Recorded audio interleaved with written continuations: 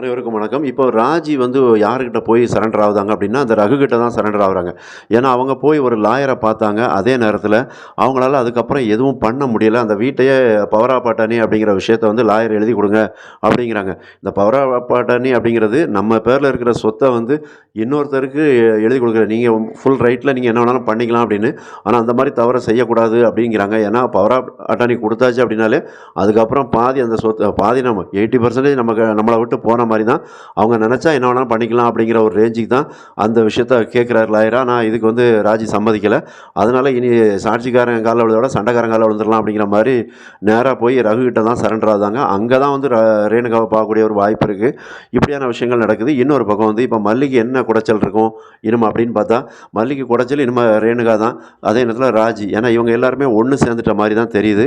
யாரு இந்த ராஜி, அப்புறம் வந்து ரகு, ரேணுகா எல்லாம் ஒண்ணு சேர்ந்துட்ட மாரி தெரியுது. அதனால ஏன்னா அந்த ரகுவே சொல்றாங்க, ராஜி வந்து அ உன்ன விட பெரிய வில்லி. ஏன்னா அவங்களே அந்த மல்லிகிட்ட தோத்துருக்காங்க அப்படின்னா, அப்ப மல்லி எவ்வளோ பெரிய வேலையெல்லாம் பண்ணுவாங்க. நீ மல்லிகிட்ட உஷாரா தான் இருக்கணும் அப்படின்னு சொல்லுவாங்க. ஏன்னா அவங்க வந்து மல்லிய தவறா ஒரு அண்டர் எஸ்டிமேட் பண்ணாங்க. அதனுடைய விளைவு தான் அந்த மாரி ஓட விட்டுருக்கு. இருந்தாலும் இப்போ மல்லியுமே இந்த ரேணுகாவ வந்து சாதாரணமா நெனச்சிடக்கூடாது. நெனச்சுட்டாங்க அப்படின்னா, மல்லியோட வாழ்க்கைக்கே அது வந்து ஒரு பெரிய கேள்விக்குறியாயிரும். அப்படி இருக்கிற பட்சத்தில இனி வந்து ரொம்பவே கேர்ஃபுல்லா தான் இருக்கணும். சும்மா அந்த மனோகர் சொன்னாங்க, நாகு சொன்னாங்கன்னு சொல்லி என்னதாவது ஒரு பிளான் பண்ணி, அது வந்து இந்த பாம்பு தாங்கால சுத்துமா, அத மாரி மல்லி வந்து அந்த மாரி சிக்கிக்க கூடாது. மல்லி கொஞ்சம் நிதானமா யோசிக்கணும். ஏன்னா, அவங்க ரேணுகாவோட ஆசையே என்னன்னா, விஜய் வந்து ஒரு அழகான ஜென்டில்மேன். அதே நேரத்தில கதிரேசன் நெறைய பணம் வச்சிருக்கிறாரு. அப்ப இவங்கள நான் அடையணும் அப்படின்னு நெனைக்கிறாங்க. முதல்ல இந்த மாரி குறுக்கு வழியில அடையிறதே பெரிய ஒரு தப்பு. ஏன்னா, எந்த ஒரு விஷயத்தையுமே நேர் வழியில அணுகணும். ஆனா, இங்க ரேணுகாவோட அணுகுமுறை அப்படிங்கிறது ஒரு தவறான அணுகுமுறையா தான் இருக்கு. ஒருத்தரோட அடையாளத்த வச்சு, அதாவது ஒருத்தர் ரேணுகான்னு ஒருத்தர் இருந்தாங்க. அந்த அடையாளம், முகபாவனை எல்லாம் இவங்களுக்கு இருந்ததுனால, அது மாரி இவங்க போயி அந்த வீட்டுக்குள்ள போயி அந்த கதிரேசனுக்கு மகளாவும், விஜயோட மனைவி அப்படின்னு சொல்லி ஒரு ட்ராமாவ கிரியேட் பண்ணுதாங்க. இதுவே வந்து ஒரு தவறான வழி தான். இன்னொருத்தர் பேர்ல இன்னொருத்தர் முகத்த வச்சுக்கிட்டு நம்ம வந்து தன்னை அடையாளப்படுத்துறதுங்கிறது ஒரு தவறான பழக்கம். அதனால இதில வந்து ரேணுகாவால ஜெயிக்க முடியாது. இருந்தாலும் அவங்க வந்து ஒரு தவறான வழியில போயி, தவறான அணுகுமுறைய பின்பற்றி, நாம எப்படியாவது ஜெயிச்சிடலாம் அப்படின்னு நெனைக்கிறாங்க. அந்த விஷயம் நடக்கவே நடக்காது.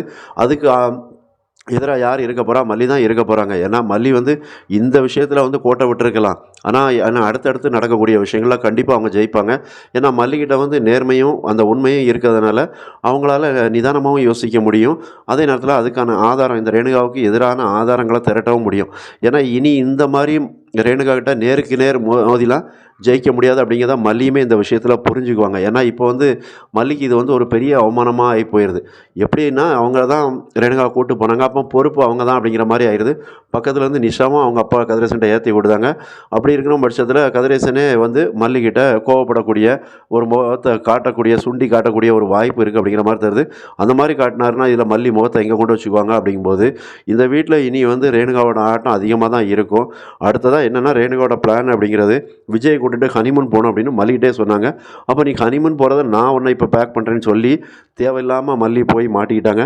அதனால இனி வந்து அப்போ விஜய கூட்டு அடுத்ததா வந்து ஹனிமூன் போறதுக்கான வாய்ப்புகள் தான் அதிகமா இருக்கு.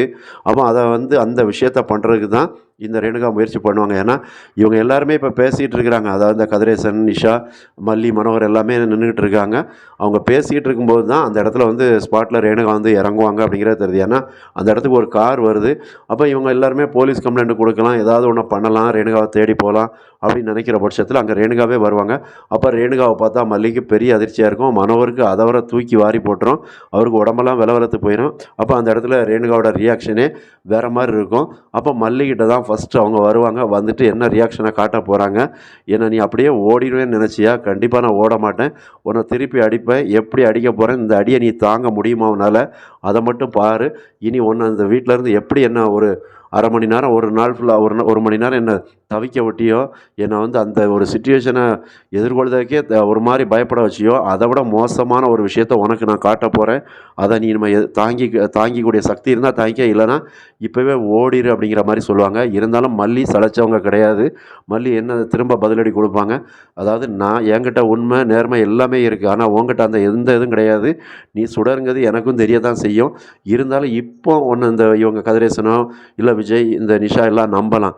ஆனா இன்னும் ஒரு சில நாள்ல கொஞ்ச நாள்ல உன்னை பத்தின உண்மைகள் அத்தனையும் நான் வெளிக்கொண்டு வருவேன். அப்புறம் நீ எங்க போற? அப்படியே நீ வந்து வேற எங்கேயாவது நாட்டுக்கு தான் ஓடுன மாரி இருக்கும் அப்படின்னு மல்லியும் பதில் சவால் கண்டிப்பா குடுப்பாங்க. அப்படிங்கும்போது இந்த இடம் வந்து ரொம்ப விறுவிறுப்பா தான் இருக்க போகுது. இனி வந்து ரேணுகாவோட ஆட்டம் கொஞ்சம் அதிகமா இருக்கிற மாரி தான் காட்டப் போறாங்க. அப்போ ரேணுகாவோட ஆட்டத்த வந்து மல்லி எப்படி சமாளிக்க போறாங்க? விஜய் அதுக்கு சப்போர்ட்டா இருப்பார்ல? இல்ல ரேணுகாவுக்கு சப்போர்ட்டா இருக்க போறாரா? பொறுத்திருந்து தான் பார்க்கணும். எப்படியா இருந்தாலும் மல்லி அவங்கட்ட வீழ்ந்துற மாட்டாங்க ரேணுகாட்ட. பதிலடி திரும்ப குடுப்பாங்க. மறக்காம சப்ஸ்கிரைப் பண்ணுங்க, கமெண்ட் பண்ணுங்க, லைக் பண்ணுங்க. நன்றி.